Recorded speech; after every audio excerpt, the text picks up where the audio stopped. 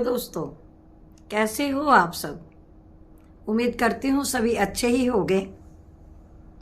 दोस्तों, आज गुरु पूर्णिमा है और हर कहीं डिजिटल प्लेटफॉर्म पर हमें देखने को मिलेगा सभी गुरु पूर्णिमा की बधाई दे रहे हैं। मैं भी आप सभी को गुरु पूर्णिमा की बधाई दे रही हूँ, शुभकामनाएं दे रही हूँ। और यहाँ पर क्या है कि सभी लोग गुरु को प्रणाम कर रहे हैं। कोई गुरु शिष्य की बातें कर रहा है, कोई अपनी कह रहा है, कोई दूसरों की सुन रहा है। आज मैं आपको एक ऐसी ही कहानी सुनाने जा रही हूँ जो प्रेरक तो है ही गुरु और शिष्य की, लेकिन कुछ अलग हटकर है। उम्मीद करती हूँ आप सभी को पसंद आएगी। शुरू करती हूँ ये कहानी। दोस्तों, एक गुरु और शिष्य अपने गांव की ओर जा रहे थे। उन्हें गांव की ओर जाते जाते बहुत देर हो गई, अंधेरा होने लग गया। तो शिष्य ने कहा, गुरुजी, पास में गांव है, क्यों ना हम इस गांव में रात गुजार लें।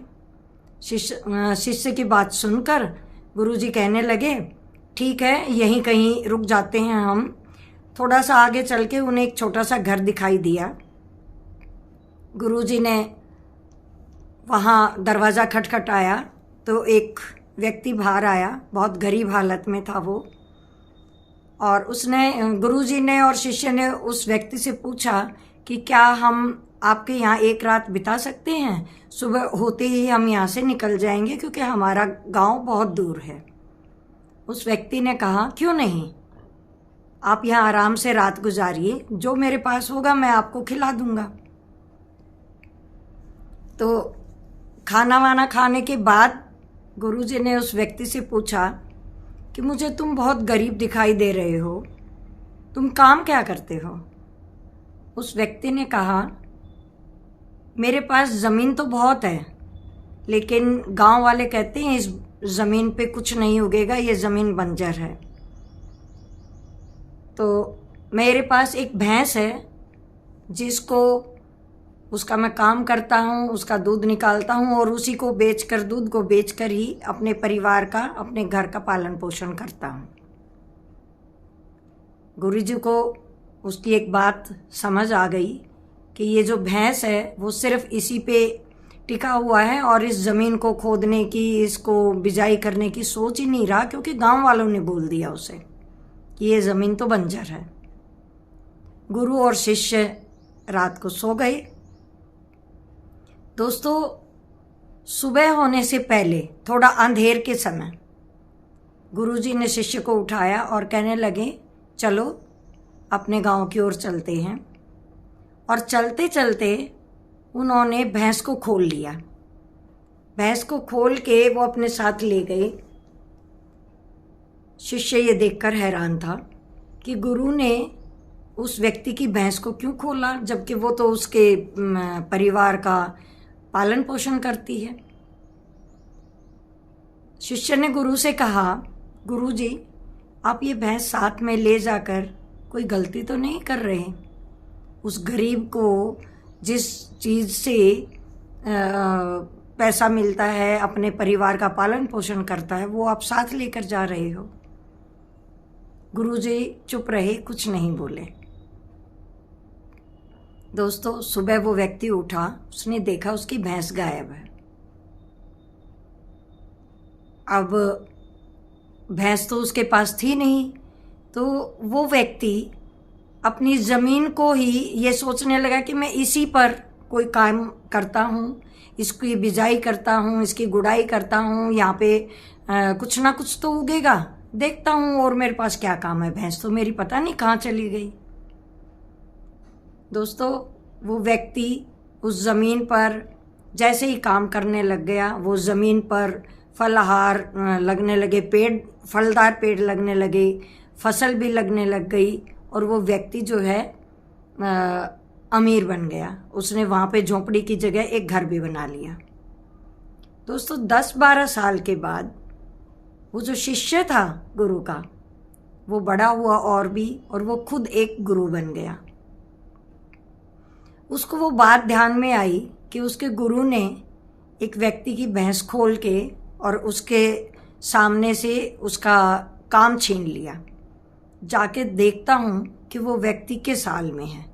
वो तो बहुत गरीब हो गया होगा, लेकिन ऐसा नहीं था दोस्तों। वह वहाँ गया और उसने देखा उस जगह पर, झोंपड़ी की जगह पर, एक बहुत बड़ा बंगला बना हुआ था और वो व्यक्ति बहुत अमीर था। उसने जाकर उस व्यक्ति को प्रणाम किया और कहने लगा, क्या आपने मुझे पहचाना? हम आपके यहाँ एक रात रुके थे इतने समय के पहले। वह व्यक्ति उसे पहचान गया कि आप गुरु और शिष्य दो आए थे यहाँ पर, और आप न जाने कहाँ चले गए अचानक रात को उठकर, और उसी दिन से मेरी भैंस भी गायब थी। उस व्यक्ति ने उस वक्त पहचान लिया था, और उसी दिन से मेरी भैंस भी गायब थी। मैंने बहुत ढूंढा, मेरी भैंस भी मुझे नहीं मिली। उसके बाद मैंने इस ज़मीन पर काम करना शुरू कर दिया, और आज देखो भैंस चली गई। मुझे उस वक्त दुख ज़रूर हुआ था, लेकिन आज देखो मेरे पास घर है, मेरे पास अच्छी आमदनी होती है, मेरा परिवार बहुत अच्छे से अपना जीवन यापन कर रहा है। उसकी ये बात सुनकर उस शिष्य की आंखों में आंसू आ गए। उसने उस वक़्त अपने गुरु को मन ही मन धन्यवाद दिया कि हाँ, आपने ये भैंस क्यों खोली थी और आपका क्या मकसद था कि ये व्यक्ति जो है किस तरह से अपना काम करके और एक अच्छा जीवन यापन अपना शुरू करे, अच्छा अपने परिवार का पालन पोषण करे। तो दोस्तों, इस कहानी से हमें ये शिक्षा मिलती है कि हुनर प्रत्येक व्यक्ति के पास होता है, लेकिन हम उसको पहचान नहीं पाते। अवसर प्रत्येक व्यक्ति को मिलते हैं, लेकिन हम उसे हासिल नहीं करते, हम उसे पहचान भी नहीं पाते कि ये अवसर हमें मिला है, तो हम इसको अवसर को गंवाएं नहीं, इसका फ़ायदा उठाएं। कहने का अभिप्राय ये है कि हमें अपने आसपास ये भी देखना है कि हमारे को क्या अवसर मिल रहा है जिससे हम और अच्छी तरह अपनी उन्नति कर सकते हैं, तरक्की कर सकते हैं। और अपने हुनर को भी हमें पहचानना है कि हम जो कार्य कर रहे हैं उसके अलावा हम क्या कर सकते हैं। तो दोस्तों, कैसी लगी ये कहानी? आप भी अपने आसपास ये ज़रूर देखिए कि आप कहाँ से कहाँ पहुँच सकते हैं। आपके बीच में कहीं कोई रुकावट तो नहीं है, जैसे इस व्यक्ति के आगे बढ़ने के रास्ते में रुकावट उसी की भैंस बनी हुई थी।